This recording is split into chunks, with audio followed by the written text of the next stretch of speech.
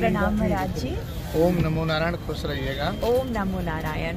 इस समय हम आपके अखाड़े पर हैं, तो सबसे पहले आप अपना नाम बताइए और अपने अखाड़े के बारे में कुछ बताएं हमें। मेरा नाम महंत श्री नंद किशोर गिरी, जो मथुरा वृंदावन से मैं आया हूँ। हमारे अखाड़े का नाम है श्री शंभू पंचायती अटल दशनाम नागा सन्यासी जी। बताइए। और आपके गुरु जी के बारे में कुछ।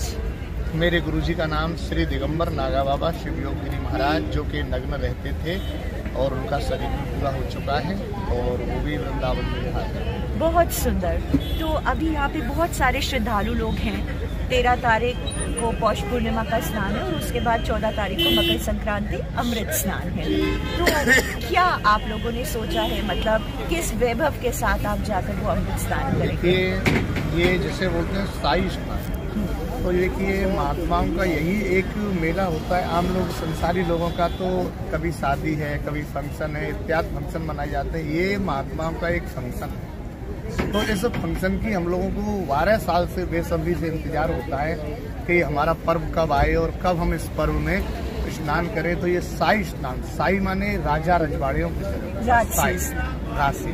बहुत सुंदर। तो वही हम शाही तौर पर इस स्नान को करने की अपेक्षा करते हैं और वो भी, और हम करेंगे भी। 14 तारीख का हमारा शाही स्नान। जैसे सबकी वेशभूषा अलग अलग है, हम लोग, आपकी कोई खास वेशभूषा? हमारी वेशभूषा, हमारा नागरा, हम लोग नागा अखाड़े से हैं, दशनाम नागा सन्यासी है।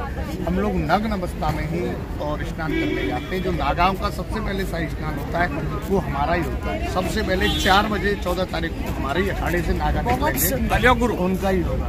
महाकुंभ तो डबल गिलास है गरम था। चलिए आप गरम दूध पीजिए। एक चीज में जरूर कहूँगी, अभी आप आइसक्रीम खा रहे थे और अभी आप गरम दूध पी ये तो देखिए गुरु महाराज की कृपा है, तो हम सब चीजें लेते हैं। एकदम हॉट एंड कोल्ड, एकदम गरम, एकदम ठंडा। ऐसा ये नागा है ना, हम लोग गरम की फौज है। हम लोग भाला नहीं ले रखा, आपने देखिए भाला, शस्त्र नहीं, इसको छू नहीं, ये देवता का भाला है। ये हमारे यहाँ क्या है, शास्त्र और शस्त्र में जो निपुण है वही नागा होता है। तो शस्त्र भी है और शास्त्र से मैं डबल MA PhD हूँ। डॉक्टर नंद किशोर मुझे कहा जाता है। आपका सब्जेक्ट, आपका विषय व्याकरण। बहुत सुंदर। एक आखिरी सवाल मेरा आपसे। और जैसे बागेश्वर धाम में पर्चे बनते हैं, उस तरीके का मेरा वृंदावन में दरबार लगता है, मैं स्वयं पर्चा बनाता हूँ। बहुत सुंदर।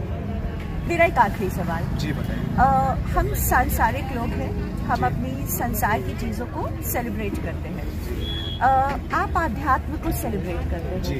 महाकुंभ और एक आम इंसान के लिए आध्यात्म, आप कैसे इन दो चीजों का जुड़ाव देखते हैं? देखिए, आध्यात्मिक से ही संसार को जीवन जीने की विधि प्राप्त होती है। जब हम, अब जैसे बच्चा पैदा होता है, बच्चा छोटा होता है, तो उसको आध्यात्मिक से ही जोड़ेंगे, तभी वो माँ और बाप के पैर छूना सीखेगा, तभी वो संस्कार सीखेगा।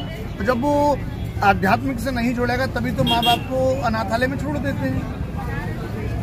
माँ बाप को जो अनाथालय में छोड़ देते, क्योंकि वो आध्यात्मिक से नहीं जुड़े होते। और जो आध्यात्मिक से जुड़ गया, वो अपने माँ बाप, परिवार का, सबका ख्याल रखेगा। तो ये हम यहाँ जो कुंभ लगता है, इसमें आध्यात्मिक सनातन से जोड़ने के लिए, सनातनी बनाने के लिए, और हम ये महाकुंभ के मेले में होते हैं। Thank you so much. बहुत धन्यवाद महाराज जी। प्रणाम। So this is such a blissful feeling is speaking to Maharaj ji, and you know everything about them. It is so spiritual and divine, and I'm feeling really blessed.